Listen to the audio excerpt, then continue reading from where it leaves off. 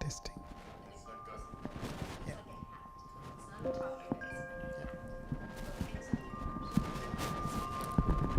Like this way?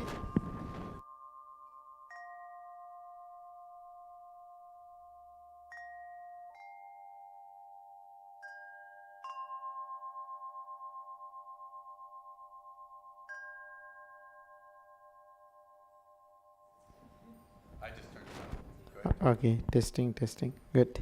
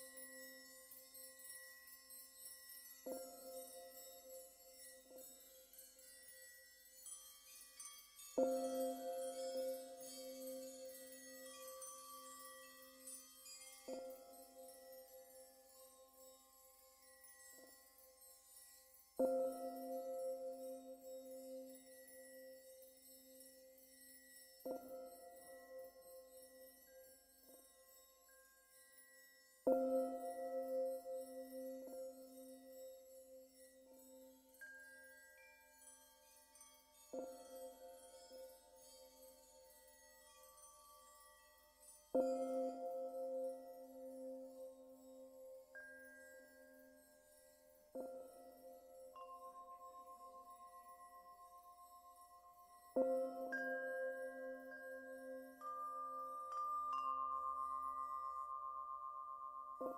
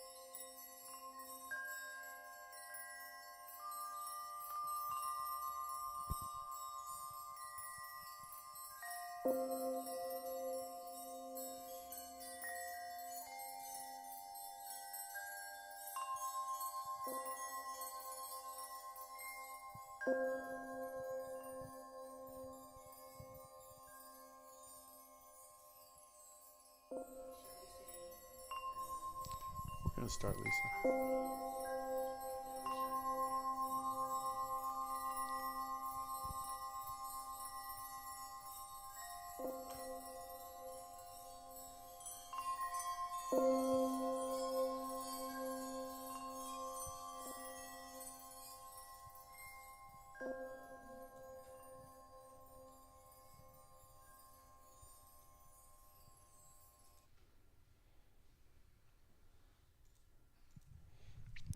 I want to welcome everyone here to the Temple of Clarity, especially to our honored guest, Bhante. Thank you for coming. God bless you. Such an honor, such a love field you carry, and joy. And when you have tapped into light, when you tapped into the source, it begins to shine from your face. This love, this light. And we all need to have a coach, wrestling or track, to establish that connection, to get to that place where you can get beyond your mind and see with the eye of spirit, the absolute, the truth, the formless, and then sit in that space of joy. That's what we're about. That's what you're feeling here. So, Dwayne, if you don't mind doing the introduction, tell us about your experience. Okay.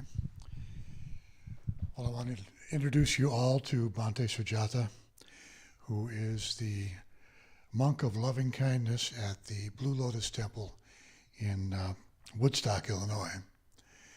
And I've been going to that temple for about 6 years now. Bhante started the temple back in 2001, was it? And he started in the basement of a Unitarian church, which then was sold to them by the Unitarians, who I guess left for bigger spaces. But it's a beautiful old church that has stained glass windows with biblical themes, Jesus at the door, and so forth. And we're blessed to have a huge Buddha statue facing us as we sit in that temple for meditation, loving kindness meditation every Saturday. I think the staff has grown there from just you, Bhante, to about 4 more. And we celebrate all of them every time we're there. So I'll turn the program over to Bhante Sujatha, and we'll take it from there.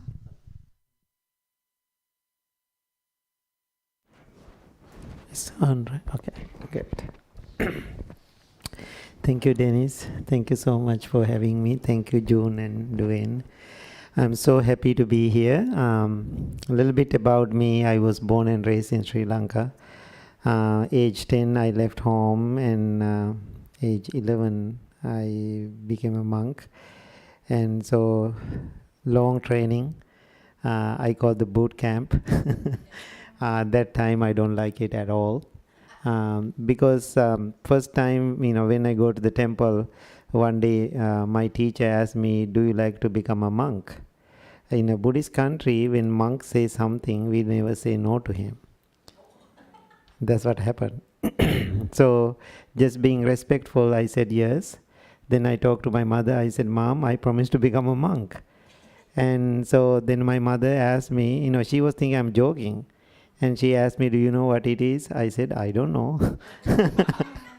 So, but sounds good. But I was so serious. Then my mother and father realized, I'm so serious, they don't want to do that. And because I'm the only son in the family, Eastern countries, when you have one son, they are very attached. So I have my sister too. So anyway, I was fighting to get the permission. So finally my father got so mad with me and took me to the temple and asked me to stay there. Don't come home. It is 10 minutes walking distance. So they were thinking, I will return home same evening. So my teacher promised to my father, don't worry, I will send him home. So I was there at the temple. I can remember first night. My teacher asked me to go home. I said, no, I'm here to become a monk. Please monk me. So I was there 3 months. So finally they realized I never returned. So then I became a monk after that. So it was a family death for my mother actually. And so she suffered a lot, many years. Now she's very happy about it. So then after I graduated, I left the country. I was in Australia 5 years and then came to Detroit. So I was there 5 years too, serving to my own Sri Lankan Buddhist community in Brisbane, Australia and Detroit. So then after that I felt, now 10 years, I don't feel what is happening in the western part of the world. Because when I was in a traditional Buddhist temple, this is what I felt. When I was in Detroit and Brisbane, I felt I'm in Sri Lanka. Why? Everything Sri Lankan. Food, culture, language, and everything. They make their comfort. around their community. It is okay, totally comfortable, but I felt, what is the meaning living in another country if I don't know what is happening in this country? So anyway, being a monk is not the paid job. That means anytime I have freedom to leave. So I was serving in Detroit. I was the head monk. And so I announced to people, I'm very sorry, within next 3 to 4 weeks I'm leaving. So then they asked me, where do you go? Why? I said, I don't know. I feel this is not the place for me. You guys did really good, but I feel something coming. Then they asked me, where do you go? I don't know. I said, I don't know. I don't have any idea. They were thinking I'm crazy and lunatic. No money, no language, no experiences. Then he's ready to go. So anyway, there was a guy who come to the temple. His name is Richard. He's a psychologist. And I asked him, Richard, could you please help me to find the place to go? Then he asked me, where do you want to go? I said, if I know where I'm going, I don't ask you. And so finally he was laughing and he said, I don't know, but I will draft you a letter. And so he did. And so then he said, please send this letter to many different churches and organizations around the country. So remember that 90s we had that, what is the internet connection, very slow, dial-up connection, very slow. Sitting in front of the computer all night, I'm forwarding this email to many different organizations around the country. I sent more than 50 emails. I was so excited, I'm going to receive so many responses. But almost 2 weeks, nothing. So now I'm so scared, fearful, unknown, because I already announced I'm leaving. That's why I'm foolish, right? And so I just follow my emotions that time. And so anyway, after 2 weeks later, I got 2 emails, one from Georgia, Atlanta, other one where I'm living now, Woodstock, Illinois. So then I had the old car. I pack everything into my car, and I don't know I can come to Chicago driving that car, but it take like 5 hours drive from Detroit to Illinois, but it took 7 hours for me. And little by little I came by myself. Now I am driving all the middle of the farmlands in Illinois. It's called the 47. When I see all the big farmland, I got scared. Because why? I never seen that many farmlands in my whole life. Then I was thinking, I'm going to live middle of these farmlands. Nobody is here, just me. And I stopped the car. Now I'm so emotional and crying. I had to go back to Michigan. Oh, I don't know what to do. I'm so confused. And so anyway, I end up to the church. And so minister was so nice to me. His name is Dan Larson. And he welcomed me. He said, this is the first time I meet a Buddhist monk. I don't know what to do for you, but anyway, there is a Buddhist family, they love to have you. And I said, okay. So there was a man, his 40s, he said, if you want to live with me, let's go with me. I don't know what to ask even. I just following him. I end up at his house. He said, this is your room. He gave me a little room. I can see it's a little girl's room. So then he said, if you want to live with me, you have to handle 2 things. One is my wife, other one my 2 children, 3 and 4. If you can live with them, you have a room.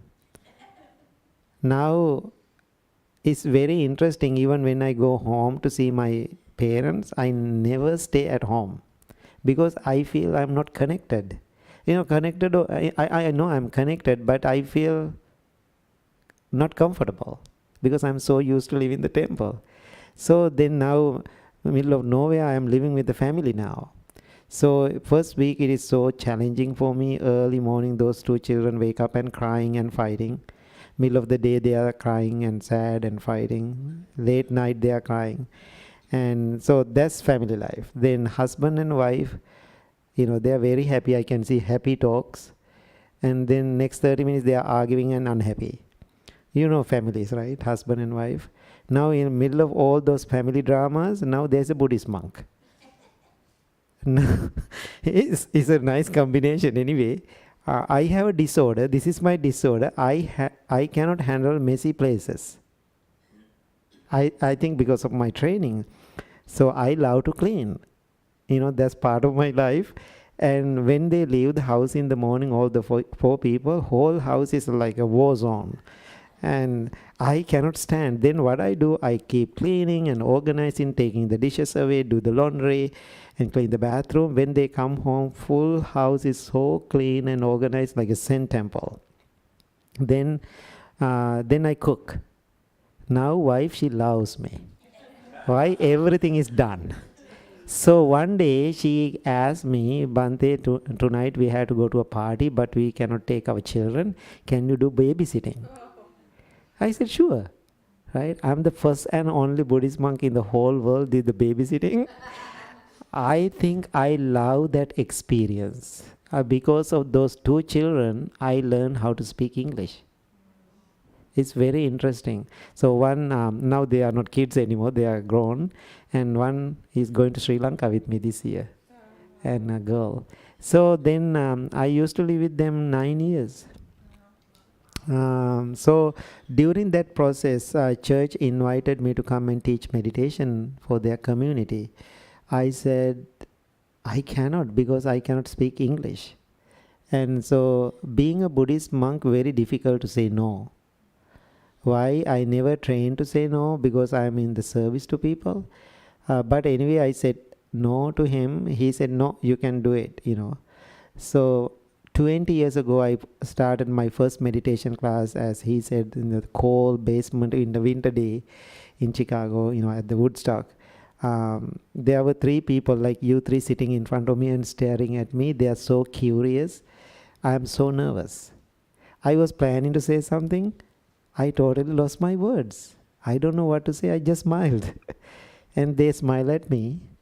And then I smile again. Back and forth, we smile to each other like 10-15 minutes. Then they left. Can you believe that's the first meditation? So I felt so disappointed, and same time I was so happy. Why I was disappointed? I felt I didn't do a good job. So then I was so happy. I'm really sure they are not coming again. That's why I'm so happy. Because I don't know to do it, right? I'm so nervous. So then I talked to Dan. I said, Dan, I'm so disappointed. I'm upset. I don't want to do it again. Don't ask me, please. Then he's a 6-foot tall guy. I think he's 96 years old, passed away during the COVID. He changed my whole life. I don't know what he saw in me. And then he grabbed my hand. He's a big guy. And pushed me to a chair like this and sit down. I want to talk to you. So then he said, look at me. I really see something good happening in your life. You don't see it? I said, no. And so then he said, this country we call land of opportunities. So that's the first time I heard that. And therefore, there are so many opportunities for you here in this country. Let's do something. Try one more time, then you can give up. I said, okay, one more time. So then next Saturday, I was sitting there and praying myself, please people don't show up. My prayer didn't work at all. And same 3 people sitting in front of me, still they are there. And Jason and Bill is one of them. Right. And it's very interesting. So the second day I just said few words. Whatever I said, they like it. And now they are coming every Saturday morning. And then they start to do another class Monday night and living with the family. Now go to school and doing good. So I was teaching 9 years at the church.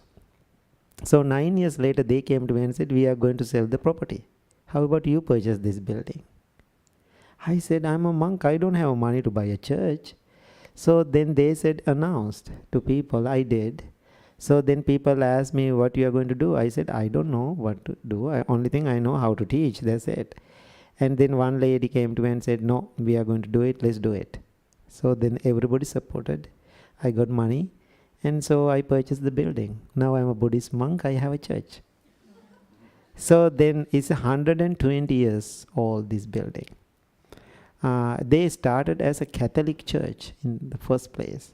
Then they changed their tradition. So they were thinking I take everything down and make it Buddhist after I get the building. I said, if I do that, I'm so ungrateful person to this roof. I said, more than the Jesus, I'm disrespecting to the Buddha if I do that.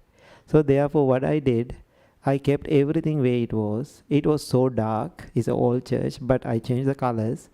Now, as he said, we have 14 feet tall Jesus one side, and other side 10 feet tall Buddha. That is the combination of our Blue Lotus Temple. We have lots of meditation class. Before COVID, we have 386 meditation classes per year. So I never planned to do those things. However, it happened like that. So I am always telling people I am not teaching a religion. I don't consider myself as a religious person because I know because of the religions people can come together and do good things, but now what can I see in the world?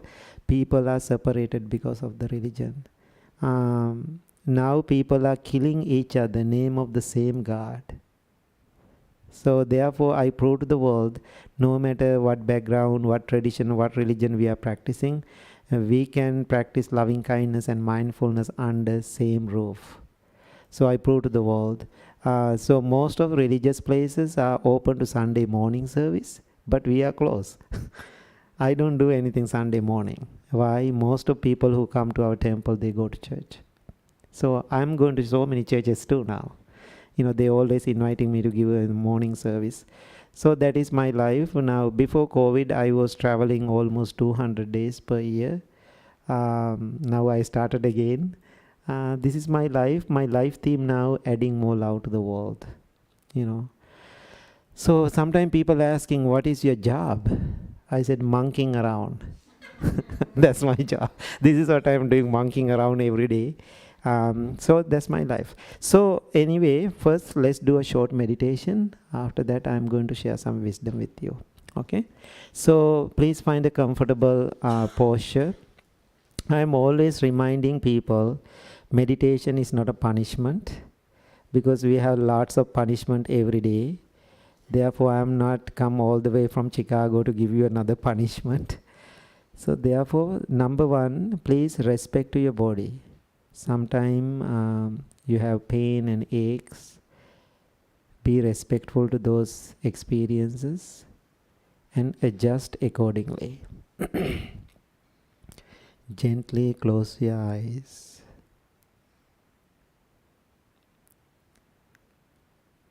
Take few deep long breaths and relax your whole body from the top of your head to the tips of your toes.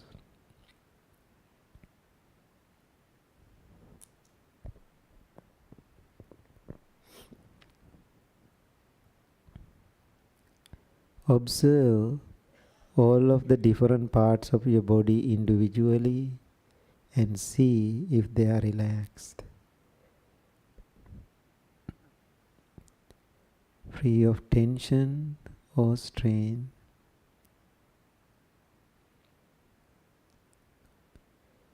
Anywhere you find tension or strain, concentrate your mind on that area and allow it to release and relax.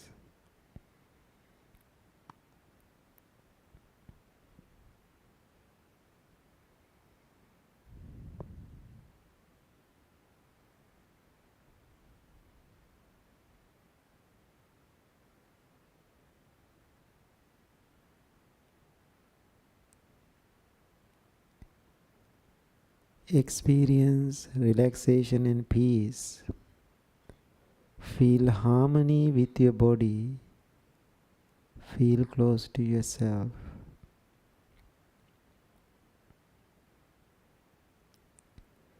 Now send your loving thoughts towards yourself, thinking, may I be well, may I be happy, may I be peaceful.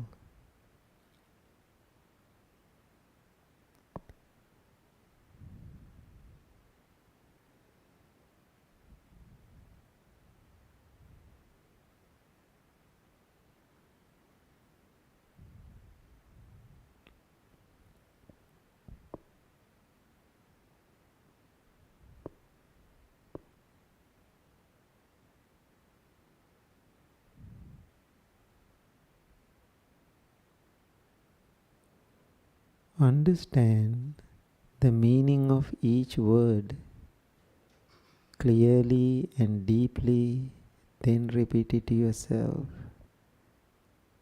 May I be well. May I be happy. May I be peaceful.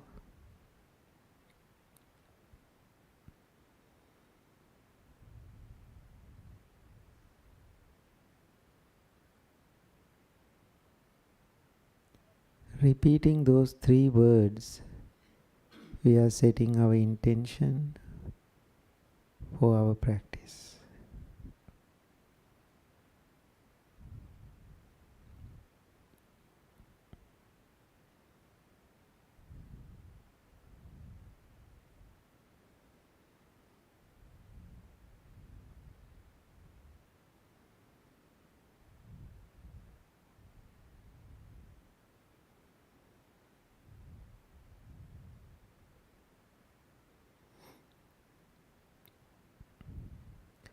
Now, instead of me, you can say, I am well, I am happy, I am peaceful.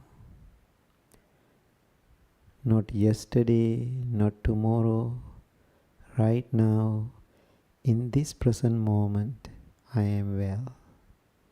In this present moment, I am happy. In this present moment, I am peaceful.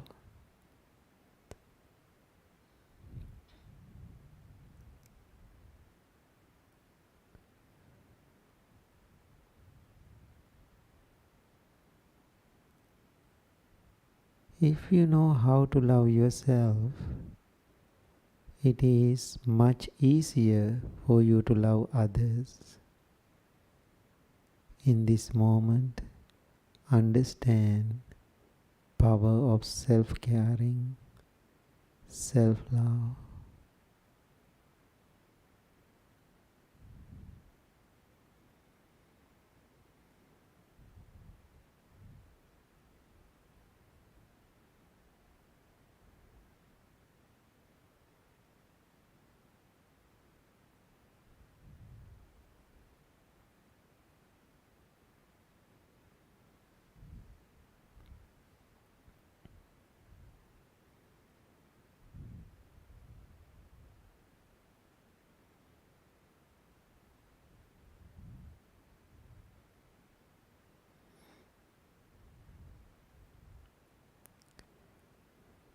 Now send your loving thoughts towards your family.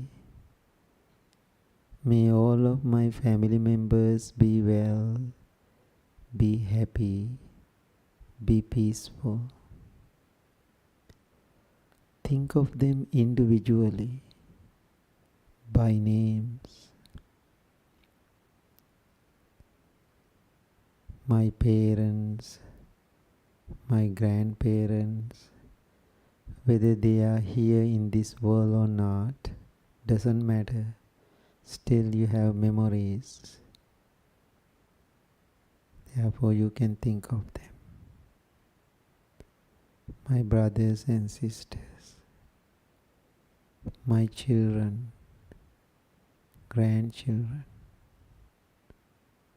husband, wife.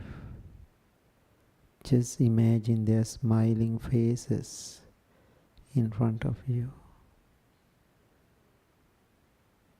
May they be well.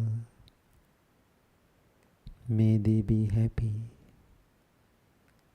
May they be peaceful.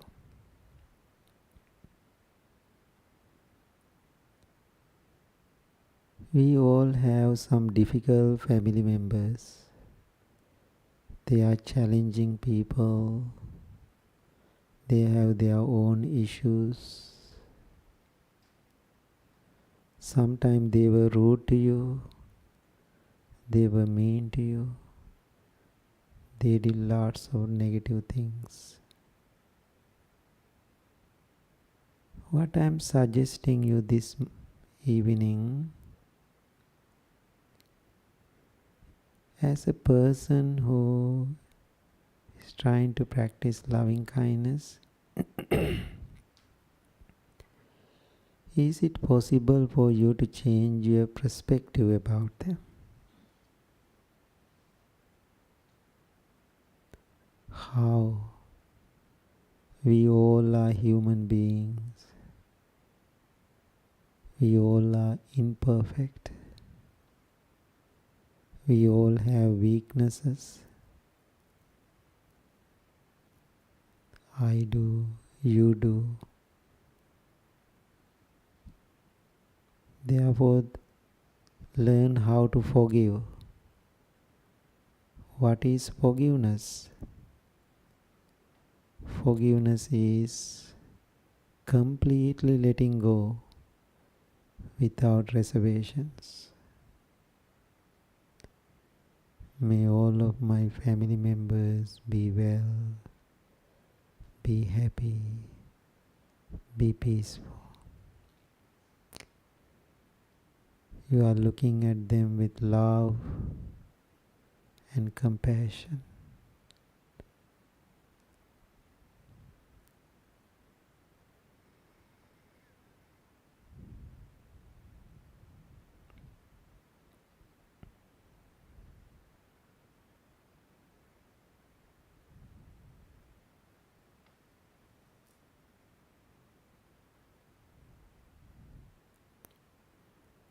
We all are brothers and sisters in one large family.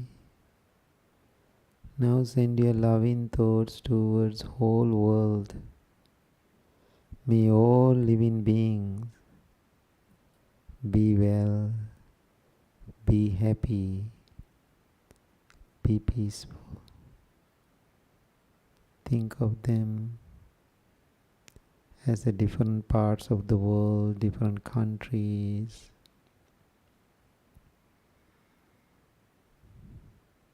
different ethnic groups. Right now there are lots of issues, sadness, miseries happening around the world. People are fighting. People are killing each other. Lots of wars. Things we know, things we don't know. So many people are in fear.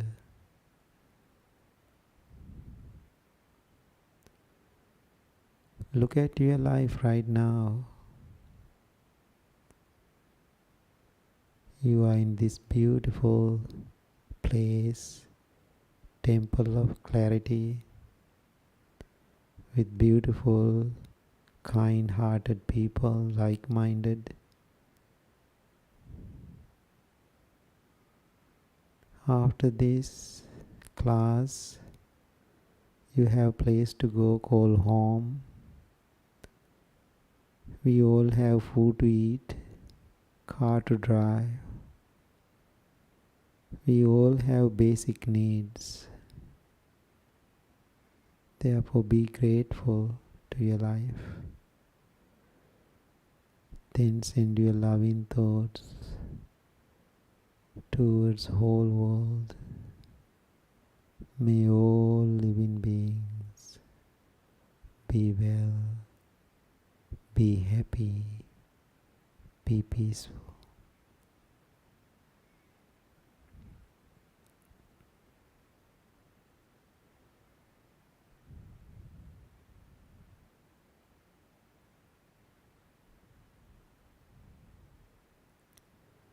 When you keep repeating those words,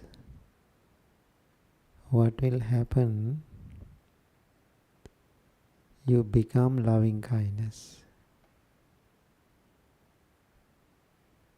You will understand your loving kindness and your life cannot separate. You are loving kindness. You become loving kindness.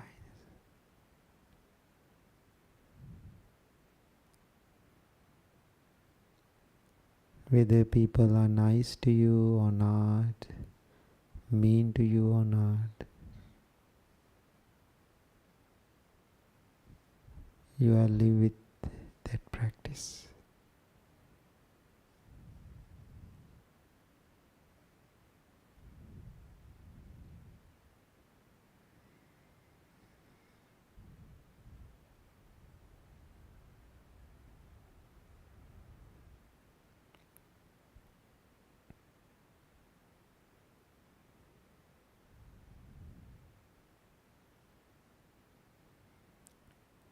Now slowly turn your attention to the subtle sensation of the breath. Every breath you take in, you take out, is taken mindfully. Focus on your natural, ordinary breaths. Don't do it by force.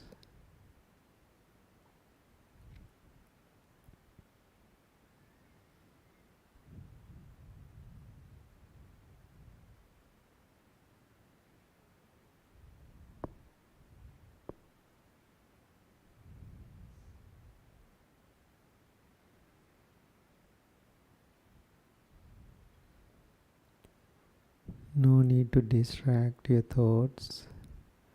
No need to repress your thoughts. Let them come and go.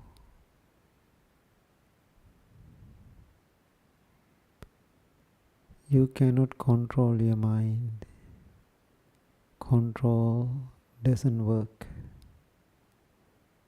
But you can learn how to manage your mind, understand your mind. Don't go against your mind. Watch and observe, then let go. Don't react.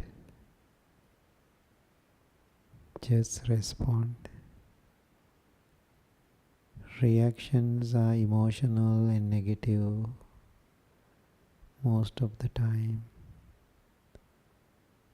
When you are responding, that experience is loving, kind, compassionate, not emotional.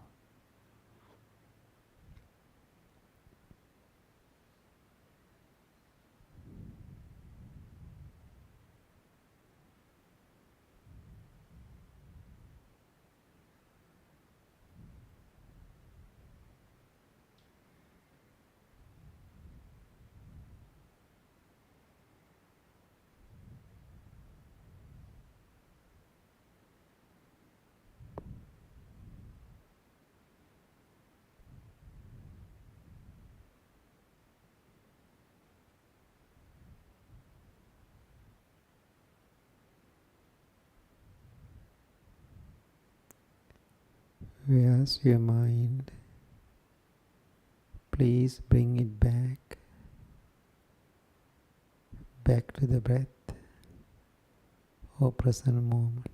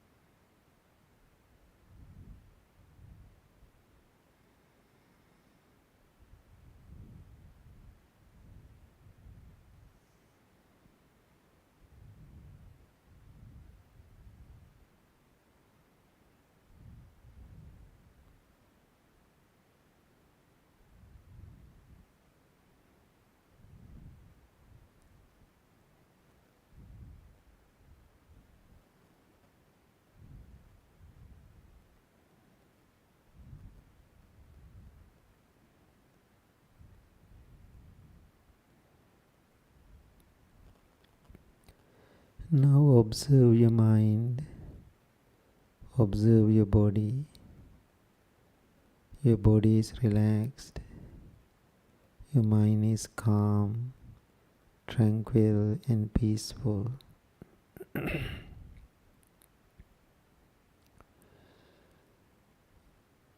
We all have Buddha nature in us.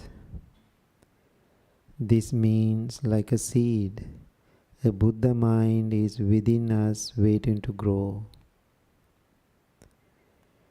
By cultivating the right condition from the little seed, we all have beautiful opportunity to grow in complete Buddhas. Now bring your palms together close to your heart, which means respect to yourself and others. The second meaning is going inward. The third meaning of bowing, surrendering your ego. Please talk to your inner little Buddha right now by thinking the following words. I love my life. I will refrain from overestimating it. I love my life. I will refrain from underestimating it. I love my life. I will refrain from extremes. I love my life. I will find balance by finding and practicing the middle way. The middle ground is holy ground. The middle holy ground is the perfect place for me to grow my Buddha nature.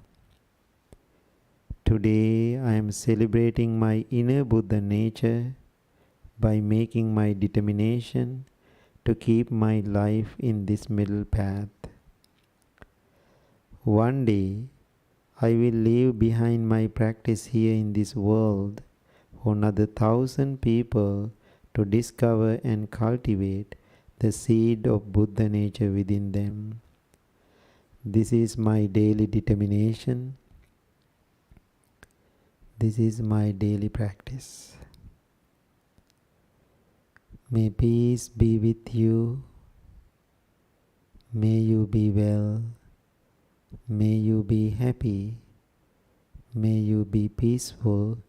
Choose loving kindness. Thank you very much. Please open your eyes. Okay, I hope you had a good meditation. So, a little bit wisdom I'm going to share with you all. Now last 20 years, I think I was traveling around and teaching and sharing to people. One thing I experience here in the western part of the world, this is my observation. When we compare to other parts of the world, we have lots of things here in this country because I am coming from poor nation. I was reading a magazine published in Australia. It says 60% of the world wealth in the United States. I don't know if it is true or false, but that's what it says. Then I was thinking, in that case, all the wealth is our ultimate happiness. This nation has to be the happiest nation in the world, because this is my country too now. Now think about your life. When you are young, maybe your parents or your grandparents ask you, work hard if you want to have a good life. I'm just making it up. If you have more things in your life, you are safe, you are secured, you are happy and peaceful. Therefore, make more. Maybe you are believing it, you did it. One of our friends of the temple is a big business owner. He came to me and he called me and said, Bhante, I want to meet you. Then he came to the temple and he's 70 years old and he's crying like a baby. I asked why. Then he said, when I was 15 years old, I went to my first job. My parents, my grandparents has a business. They sent me to work when I was 15, which is okay. So that's the first time I start to make money. So then I was believing it, more money is the better. Then I started my own business. Now I am 70 years old. I know he has lots of money. So then finally he got sick. We all get anyway. So then he was thinking, nothing to worry. I have money. I'm going to fix it. Then he went to most expensive, wonderful Chicagoland hospitals, to fix his problem. Months and months trying, didn't work. Then he said, no problem, I have money. And so he went to most expensive hospital in Rochester, Minnesota, Mayo Clinic. Then group of doctors and nurses work around him. He was thinking they are going to fix, but they couldn't figure it out. Finally, what happened? He was so disappointed and upset and mad with himself and his money and doctors and everything. Even he was mad with everything. Finally, he cannot handle. He was so depressed. He called me and came to the temple. Now, this 70 years old man crying like a baby. He felt so disappointed. Then he said, Bhante is very interesting. I used to come to this temple many years now. This is the only place I have joy, happiness and contentment in my life. When I come, sit in the Buddha, when I'm looking at him, that gigantic Buddha, I feel peaceful. Then I realize, that's why I'm so mad today, my money is helpful, but it is useless. Now I'm mad with my money. So, now what I'm asking you, interesting here, this country, if you want to buy something, if you doesn't want to walk to the store, maybe you can go drive-through. How easy, right?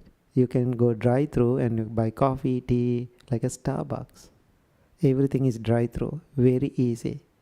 Now even you have lots of money and credit card or whatever, can you go drive-through and buy happiness? Cannot. We cannot do that. You can buy other things, but you cannot buy happiness. I was giving a talk at Penn State, Pennsylvania. So one student said, you are totally right, Bhante. Maybe you don't believe it. There is a drive-through church in central Pennsylvania. I said, what? I said, I don't believe it. No, if you don't believe it, I will take you. I said, now I believe you. So then I asked, how it work? Then he said, drive-through, like a Starbucks. People don't have time to go to church. They are busy. They go drive-through, they have 3 buttons, he said. Push 20, 10, 20 or something numbers. Then put the credit card or cash, suck in. Then pay the donation. Then, they can hear 2 minutes or 1 minute, I don't know, like a sermon. Then church is done. How comfortable here in this country. Then I was making a joke. I love to jokes. And so I made the joke, all the 200 students around the auditorium. I said, how wonderful, you gave me a great business idea. I go back to Woodstock. We are in front of the main road. I'm going to start drive-through mindfulness. Good idea, right? I said, I know I cannot. We cannot teach mindfulness drive-through. It is person to person like this, looking at your face and observing your mind, observing my heart and mind. Then that's how we had to learn. So that is the way here in this country. So I can see people are very unhappy. So then when they have those experience, now what is experience? They are exhausted. Then they are looking for other options. Now you are looking for alternatives. That's another good thing about this country. Before COVID, I was teaching in a health food store.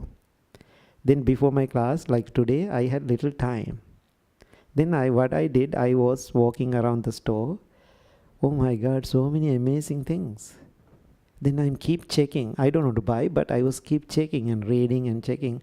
Wonderful. I didn't see any product to make you content, but all other products to make you happy. So therefore, happiness doesn't work. Happiness comes with something pleasurable. So therefore, try to be content. If you are content, it is your own realization, your inner self, how you understand about yourself. After you experience higher contentment, nobody cannot come and change you. Why? You feel confident about your practice. When you are happy, everybody can come and change you. Now think about when you are eating your favorite ice cream. How do you feel? So happy. Then you go to your favorite, when we are in the restaurant today, right? You are so happy, we are so happy. And think about, we are expecting certain things in our mind, something come burn out. Then what will happen? Unhappy. So happiness always going back, bouncing back and forth. Happy, unhappy. But if you are fully content, nobody cannot change it. So therefore, number one, I'm asking you today, don't try to be happy. Try to be content. So now next thing, now people are looking for alternatives. Now people thinking, what are the other things? Then people turn into holistic lifestyle. So many options here in this country to be holistic. Then first thing people think, I do yoga. Then people go to yoga. Amazing, that's wonderful. So then you go to yoga. Then, end of the yoga, they are doing 2-3 minutes meditation like a savasana and laying down, and that's not enough. Then people feel good. Then people go and Google. And now looking for more meditation, then find the temple of clarity, Blue Lotus Temple, like that. Then people go to those places. Now I can see here in this country another funny thing. Instead of doing and practicing meditation, they can do shopping meditation. They can go to place, guru to guru, teacher to teacher, running like a thirsty dogs, looking for peace. Doesn't work. I think go to place, that's wonderful. Please do. But however, finally, you have to figure it out. I am not your salvation. He is not your salvation. We are helping each other. But finally, you are the one going to do it. This makes sense? You are the one going to do it. So, last 40 years, my mother was crying for me. A very interesting thing happened after my father passed away, last year. I went to Sri Lanka, took care of him and all those things. Then when I'm ready to leave, always is a tradition, me and my sister always laughing, get ready for the crying party. My mother is always come to the car and crying. So last year, she came like 3 days early to the center and sit with me, and whole day she spent with me. And she left. It is so normal to me, So the day I'm getting ready to leave, she didn't show up. Then I was kind of felt something missing. Why? I'm so used to this cry. Then I called my sister and so, where is the crying party today? There is no cry today, right? So, she's at the temple. Then I said, she knows I'm leaving? Oh yeah, she knows, but she went to the temple. I felt a little sad about it because I want to see her, because I'm so used to. Then I called her phone, she didn't answer. Then what I did, I called my teacher and said, I want to talk to Mom, I'm leaving today. Then he gave her phone and I said, Mom, I'm leaving today. Do you know that? She said, yeah, I know you are leaving today. You don't come to see me today? No, I did 3 days ago. Then I said, oh, really? Then she said, I'm tired. I asked, for what? Crying for you last many years. Therefore I stopped crying for you. I was shocked. Then she said, I don't have time to talk to you. I have to go back to the meditation. Even she doesn't want to talk to me. Then she said, whether, I cry or not, I know you are leaving. Therefore, just leave. So I'm going to meditate. I felt so happy and proud of my mother. Other thing she said, cannot even believe for me, you are not my son anymore. I was thinking it's so mean. That's what I felt in that moment. But later, in a second, I realized what she meant. She said, you are not my son anymore. You are not belong to anymore. You are belong to the world. But I'm so proud. I'm so happy to be your mother. I gave you birth. That's blessing for me. Thank you all the good things you are doing for the world. Go and serve the world. So then she realized, I am not her salvation. After 40 years later. How wonderful. I am really sure she will cry again for no matter what. Mothers, right? And so, therefore, what I'm asking you today now, we all have to practice mindfulness. So, now after getting tired and exhausted, people are getting to mindfulness now here in this country. That's another issue. Mindfulness is the most expensive thing in this country now. Why? Everything is commercialized. Now mindfulness is very expensive. 2 girls who come to the temple, they said, Bhante, we are going for the mindfulness training course in New York City. I said, good for you. Why I'm going to stop that? Then they returned to the temple. I saw them. I was so curious. How was it? It's okay. That means it's not okay. Then I'm more curious. I asked a couple of questions. Tell me about it. Oh, Bhante, last 7 years we come to the temple. We learn a lot here, being here in a practical level. But in that, the session, the course we did, we didn't learn much. But we learned a lot of theories. But the good thing about that course, end of the program, they issued us a certificate. We love that. So, now we are mindfulness trained teachers. We can teach, but we are not mindful. Interesting. That's what happened to mindfulness now. We can teach, but we are not mindful. But we can add that certificate, we are trained teachers, to our resume. Then we can have a raise. They are school teachers. That's why they love it. They were laughing. Then they offered me, how about Bhante, you do this course, we will pay to the temple. I said, no, thank you. I don't want that money. And so I said, mindfulness doesn't cost any money, but temple costs money. So when you are paying or doing the donation or something, you are not paying for the mindfulness. If you are paying for the mindfulness, that's not mindfulness. But if you do something or donation or payment or something, you are doing for other things. Does it make sense? So mindfulness is something wonderful. It's inner self. So I have lots of experience when I'm teaching. Other lady used to come to the temple, and she practiced, because when people come to the temple, sometimes I don't ask their personal information. That's not the way. But they are very friendly with me. One lady who practiced with me, she came to me and said, Bhante, one day I hope you can teach my husband how to meditate. I said, don't worry about him. Just do your practice. I just didn't paying attention to that. So then I was doing a wedding middle of the downtown, in Lake Michigan.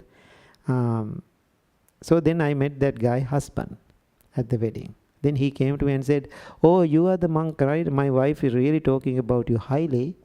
I'm very interested about meditation. Can you teach me how to meditate? I said, sure. Then I said, you are not far from me. They are living in Barrington area, in the Chicago. It's a kind of wealthy neighborhood. And so we have a lot of classes. Please come to the temple. Then he's right away looking at me and he said, no. That's not my style. Then I asked, what is your style? I cannot sit in front of people because I'm famous. He's so proud about himself. He's a business owner. But I don't know him. But in the business world, he's famous. So I totally understand. Sometimes, the public people, very difficult. I have that experience too. Very difficult to go to the store in the area. So 100 people will come and ask me, what do you buy? And so I understand. Then I said, okay, I can do it. So then he know how to make the business deals. And he said, how about you come to my house and teach me how to meditate to me and my wife? I said, sure, if you want to do that, I will do it. Then I said, how about Wednesday morning, 10 to 11, every Wednesday I'm coming to your house. Right after I confirm the time and date, traditional American question arises. How much do you charge? Long time ago, I'm getting better a little bit, still I have that difficulty. I'm very uncomfortable to talk about the money. Our countries, the monks, they do their job, people do their job. So therefore, nothing to worry. So I said, no, there's no charge for meditation, it's a free of charge. Then again, he look at me, oh, free of charge? I don't like it. If you're giving anything free, I don't want it. I need something quality. Give me something pricey and quality. Then I don't have that background. I don't know what to say. I was quiet. I said, no, meditation is, free. He cannot believe it. Because he thinks if I give something free, it is cheap. That's what he said. If you give something free, it is cheap. I don't want anything cheap. I want something quality. I don't know what to say to him. I was so quiet. But he keep asking same thing because he's sitting next to me at the wedding. Then third time when he asked, perfect answer came to my mind. I said, my meditation practice is priceless. I said it. The moment I said it, he totally shut down. Then he said, I really like you. I said, I like you too. Then, I started to teach meditation in this house. This is what happened. I was teaching. Like 3 months I did. So they are snowbirds. They are going to their other house in the winter.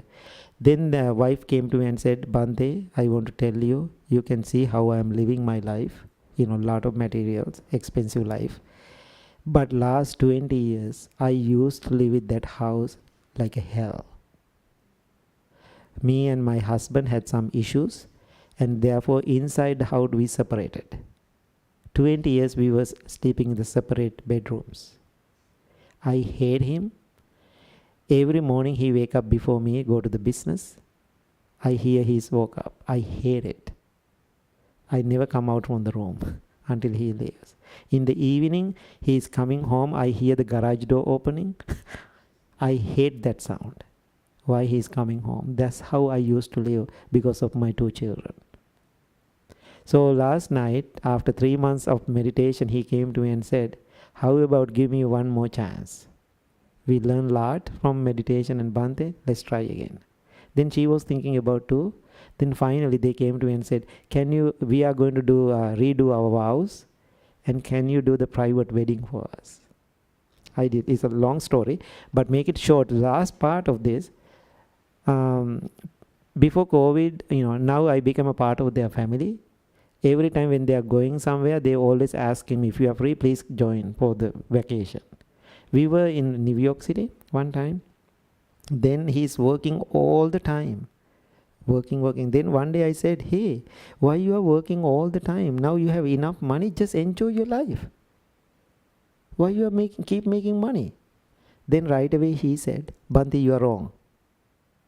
I have ability to make money. I know how to make money. That's my skill. Therefore, I'm keep doing it. Now I am doing it not just for me. How beautiful meditation changed his mind.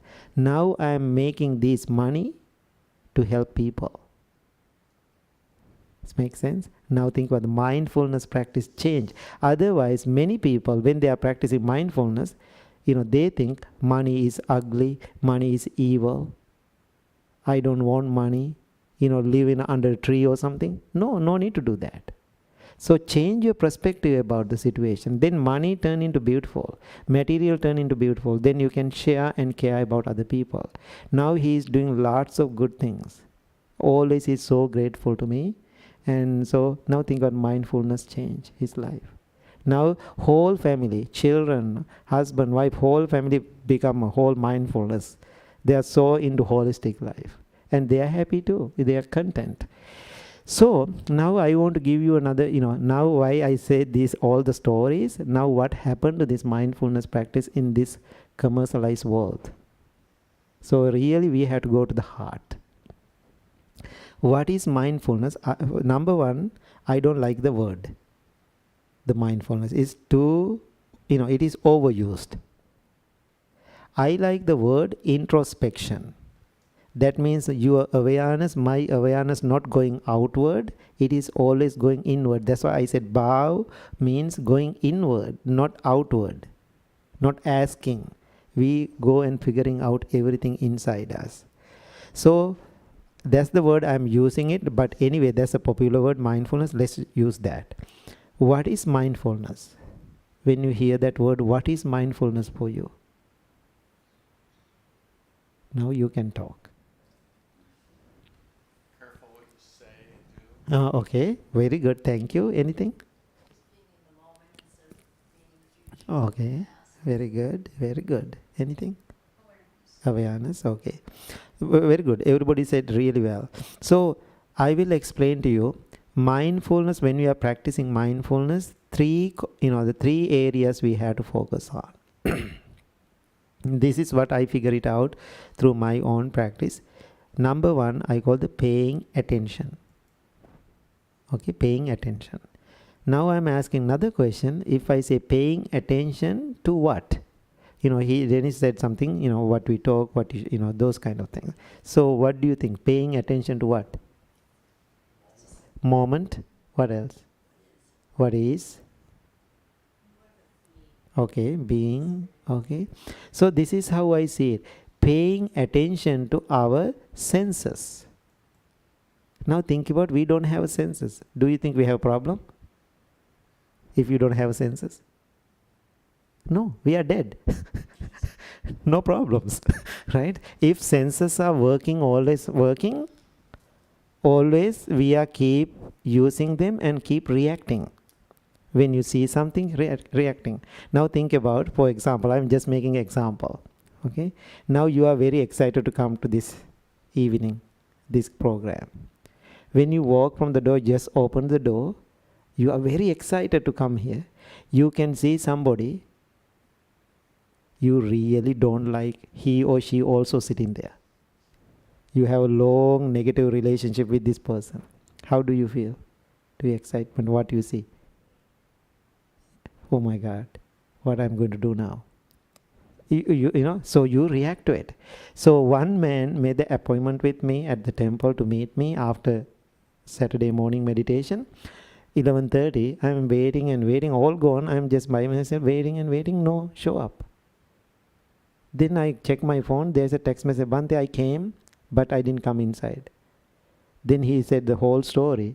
When I parked my car, I saw my ex-wife car in front of the temple. That means definitely she is there. Therefore, the moment I saw the car, I thought, no way, he didn't show up. Actually, she didn't come to the temple. She went to the farmer's market. Now think about how he used his senses. Whatever he see, he made his story, he reacted, he make miserable. He lost the opportunity. That's what we did.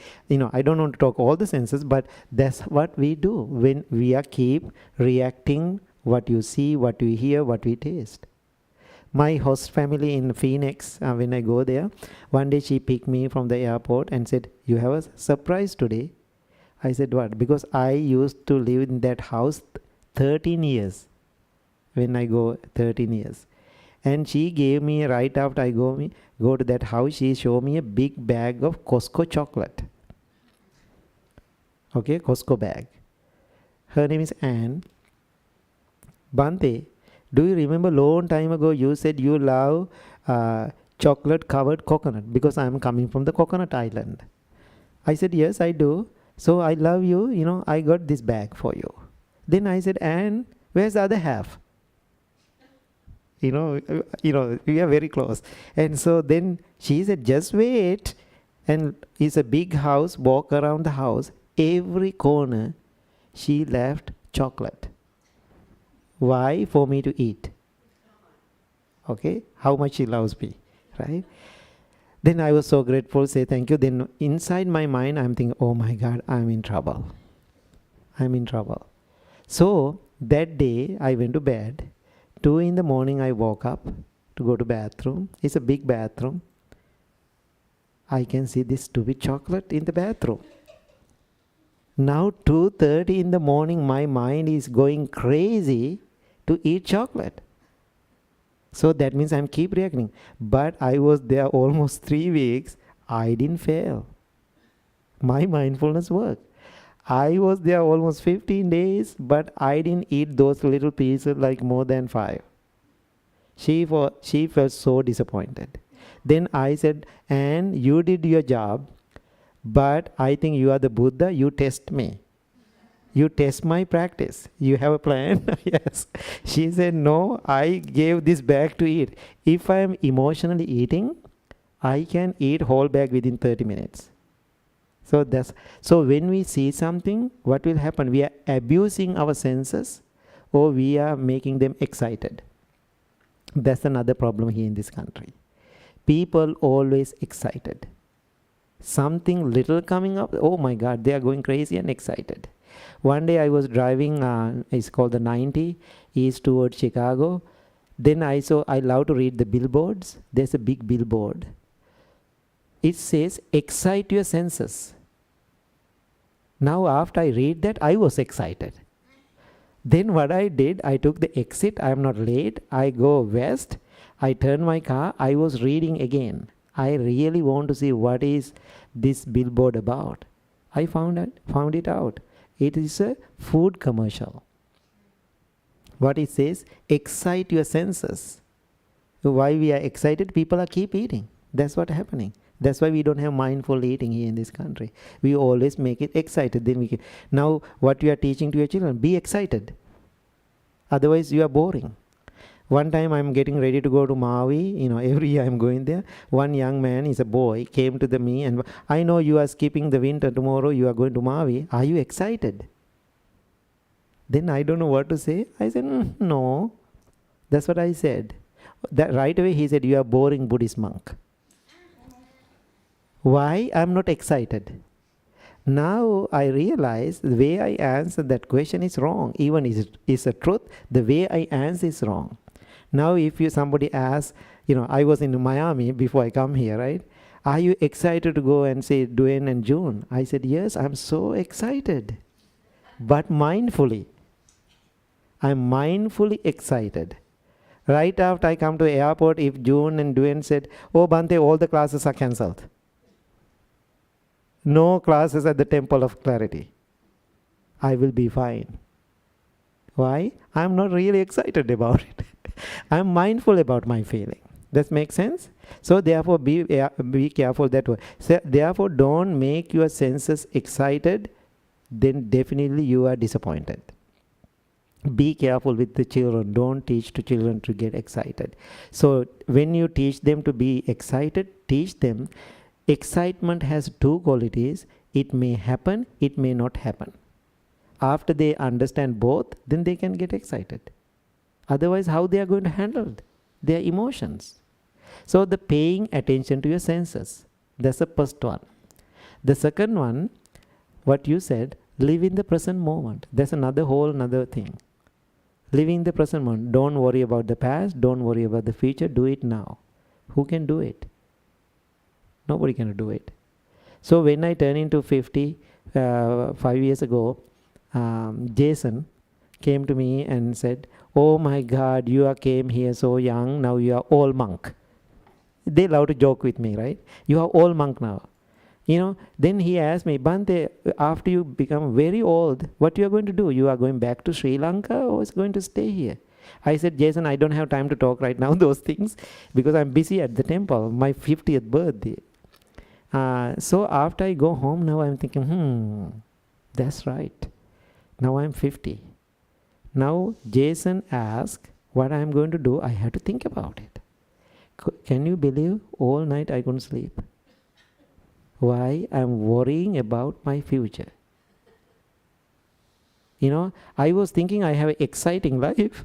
Now I'm worrying about it. Then I was saying, no, I'm going back to Sri Lanka when I'm old monk. Then I thought, no, it doesn't work. When I go very old, no connection there. Why? Most of my life I'm here. I thought, no, it doesn't work. No, I'm going to stay here. So if I stay here, what will happen? I can see what is happening. I end up in like a assistant living or something. Sometimes I'm asking all the young monks, what we are going to do? Oh, we are putting you to the assistant living. They're joking with me. And so then I thought, oh, I don't like that. Who is going to push my wheelchair? Now I'm worrying about myself, making the story. Then I thought, no, it doesn't work. So now all night I was worrying about my future. End of the night, I realized, number one, I'm crazy. Number two, the way I understand this present moment is totally wrong. How people are explaining it. This is how I explain now. This is the present moment. Sometimes people say, don't worry about the past. So when we say don't worry about the past, they try to delete all the past memories, negative memories. Can you do that?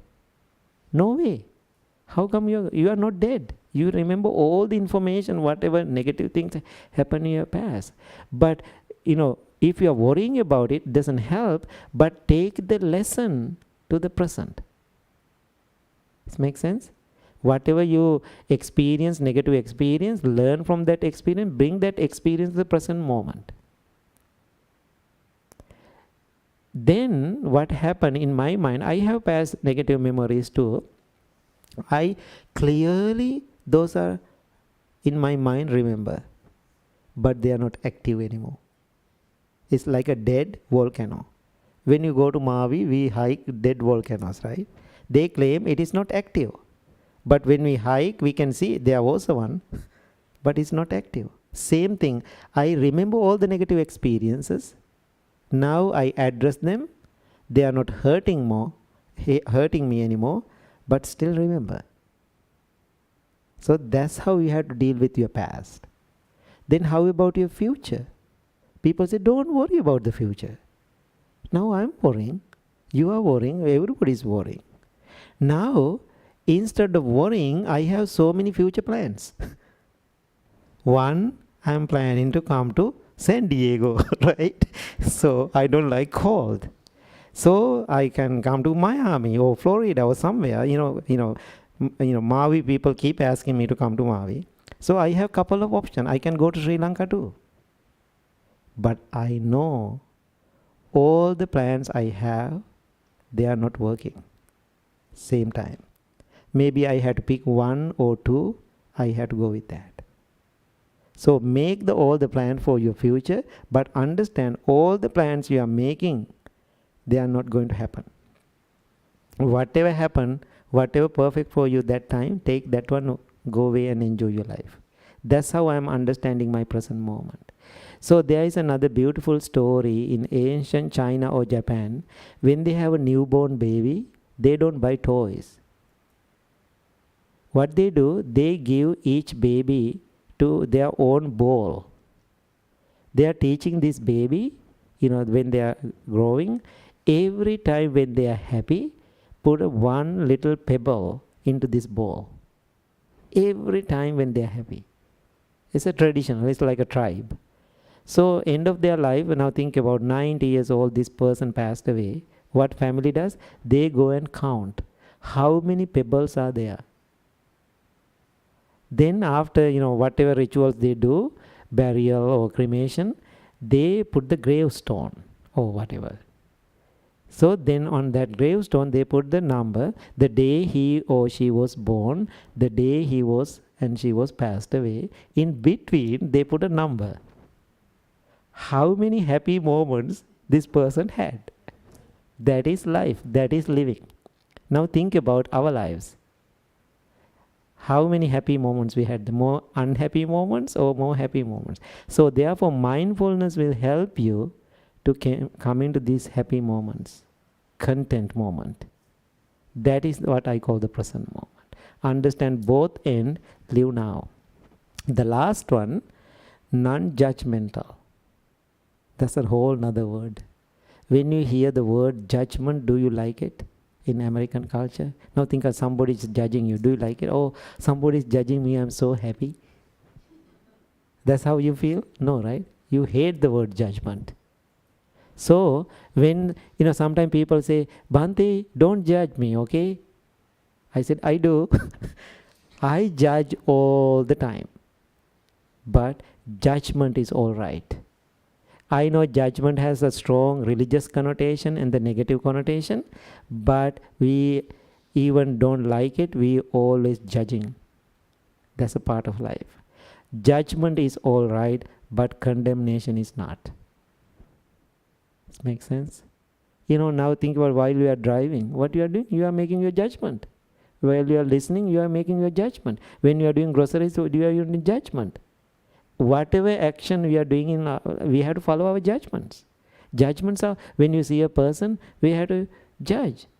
Yesterday I saw a man in the beach, and he has a whole grown hair like this. Then he made the ponytail. That ponytail is putting his under his nose. That's how he's walking in the street.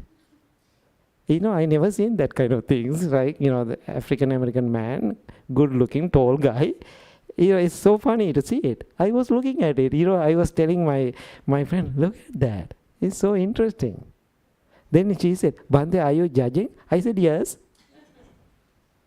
I'm judging. Then I said, but I'm not discriminating. I'm not, thinking he's a bad or good. It's so, different. That's why I'm looking at it. So therefore, please judge. Don't condemn. Does it make sense? So that is mindfulness. So to do that, what we have to do? We have to meditate. Then now people come to the temple and meditate, come to temple of clarity and come and meditate. People are meditating. Even just sitting and meditating doesn't work. Meditation is very important, but people think, oh, I have to sit on the cushion 1 hour, then I will be mindful. No, doesn't work that way. I know lots of people sitting on the cushion, they are crazy. Sitting on the cushion doesn't work. Now here in this country, there are so many addicts, right? Drug addicts, alcoholic, those different addicts, sugar addicts. And so I can see now in the spiritual community, I call the cushion addicts. They are addicted to the cushion but don't do the job. Sitting is very important to them. When they are sitting, they are perfect. No, nothing wrong. Right after get up from the cushion, go outside, they are the meanest people ever. I have seen it. So therefore, sitting on the cushion every day, like many hours, it doesn't mean you are a good meditation practitioner. How you are processing it everyday life. I was doing a retreat at the temple, very close by, like an hour distance, there is a meditation center called, like a 10-day silent retreats. People can go. This maybe during our retreat, this man said, in the afternoon time, we have question and answers. He raised his hand, and middle of our conversation, no connection, he said, you know what? I did 10-day silent retreat. I was sitting 8 hours per day. Then everybody, wow. So happy, right? They gave all the credits to him. You did it, so happy. Then I said, oh, that's good. How wonderful. Then we are continuing our conversation. No connection, middle of nowhere. He said again, I did 8 hours. I did 8 hours sitting. Now people are not really excited. Why the second time? Is something wrong? Then I was thinking, I'm a leader. I was thinking, because I know how to working with people and I have experience. I was thinking if he said the second time, definitely he's going to say it the third time. I have to prepare myself. Sometimes I'm act like a mean, but inside not. And so then I was waiting and waiting. Again, middle of no connection. This man said, I did 8 hours. Then I made my face. I said, who cares? I made my face. I know it's hurting. I know this man so long. I said, who cares? You are 8 hours. Then right away, everybody was kind of looking at me. Everybody was thinking I'm mad. but I'm not. Now I was so quiet. Then he said right away to me, Bhante, you hurt my feelings. I said, that's my intention, to hurt your feelings. I said, in the first place, you said 8 hours. Everybody was so happy and excited. Second time is not much. The third time, if you say there's something missing. I said, more than your mindfulness practice, you are talking about your 8 hours. You need the recognition. You need the attention. That's what you have to keep talking your 8 hours. I said 8 hours or 2 minutes doesn't matter for me. Because when you come to the deeper meditation, it is not the time. Because we go beyond the time. Why? Time is conventional, man-made. So why we made the time for our convenience? But when you come to the meditation practice, real deeper practice, there's no such thing called the time. Actually, now he's doing good. So what I'm telling you now, that's what happened to mindfulness practice now. Therefore, real mindfulness practice when you are driving, you can test yourself. Somebody honking you, how you behave. Somebody mad, how you behave. At the grocery store, how do you behave? At the airplane, how do you behave? So, if you are processing your practice in front of all those difficult negative experiences, that means your mindfulness is getting better. Otherwise, sitting on the cushion, we are not practicing mindfulness. We are training our mind to live like that. Training and practice is totally two different things. This is the training, what we are doing here. Right after you go out from this door, you are practicing. Every moment, every like experience is a practice. Okay, now questions. Any questions? Otherwise, I'll keep talking. Well, I wrote down some things, some golden nuggets. Good, thank I you. love the idea of seeing a situation and say, you're the Buddha testing my practice. Right. Love that idea when you look at a situation. The other thing that I got was about your church and how you left it as it was. And when I was taking philosophy in college, I wrote a paper called Jesus the Buddha, Gautama the Christ. Right. And how Jesus was a Buddha. Yeah. Awakened Right. Awaken, yeah. to the love and the teacher of the love. And I took the Eightfold Path and what was that verse from the Bible? Some of it was very Buddhic. I don't remember right now. The other thing, introspection. I love that word. You go within, think about it before you react.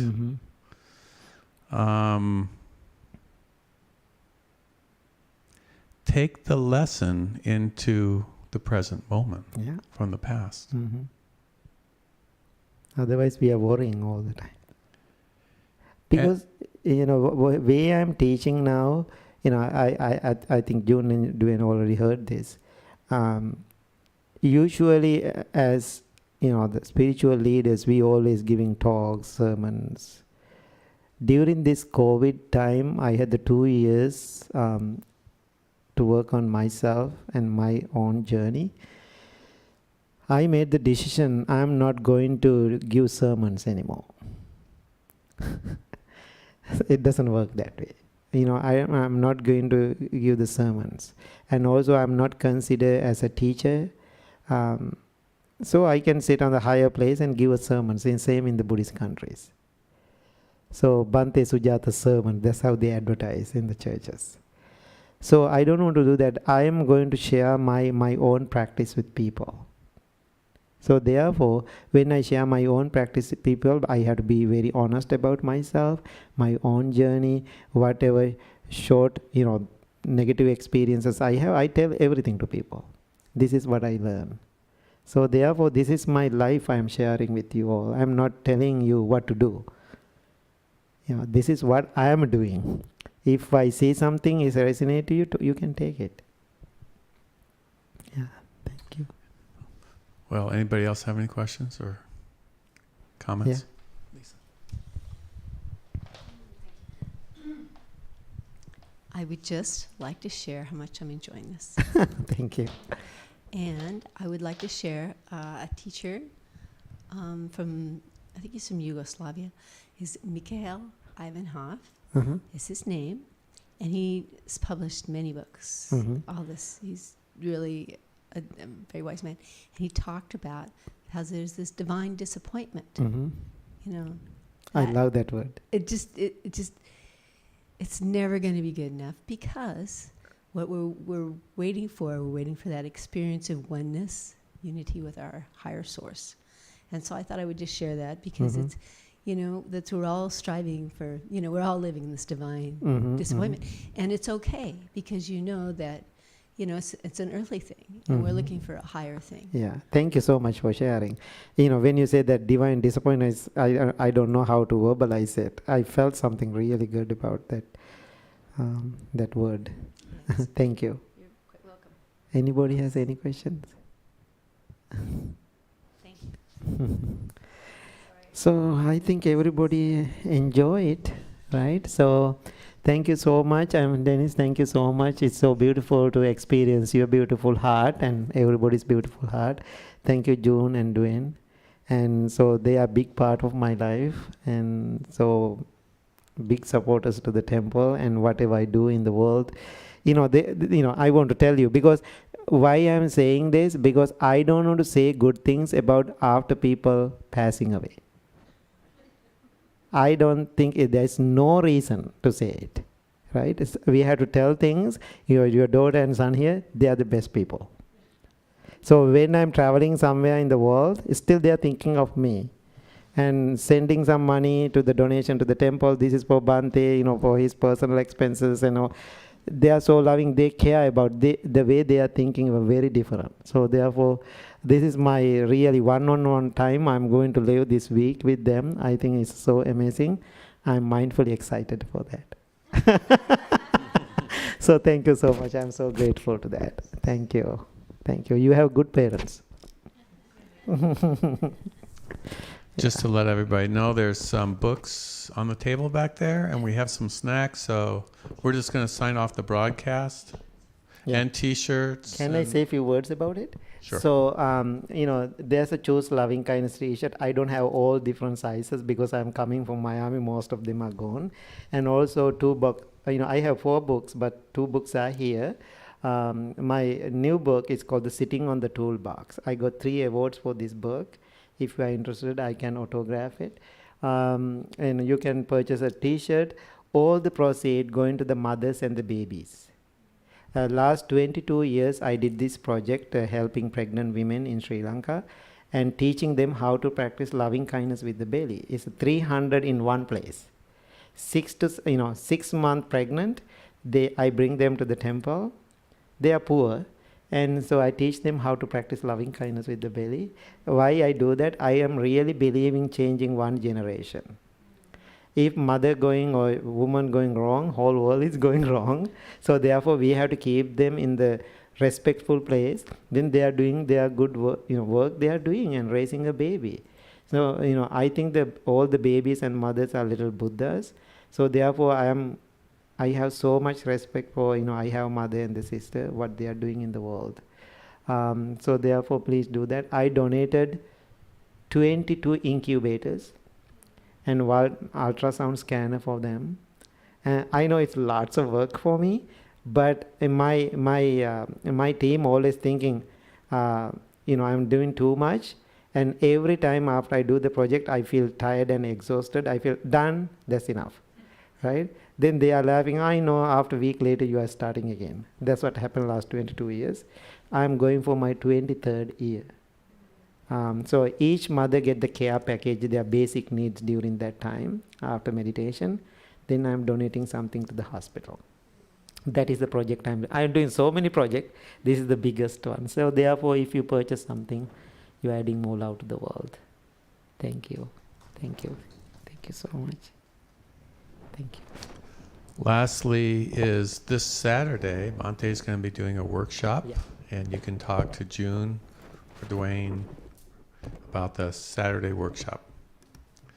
I want to sign off for everybody online. there were some questions, I think, online, but maybe you can look later for the people. And God bless you, everybody. Thank you all for coming. Such a precious moment. So many insights, so many little, gently, softly, it soaks in. Beautiful. You all are teaching something for me. You did. Thank you. You all are students, right? Thank you, everybody. Thank you. And also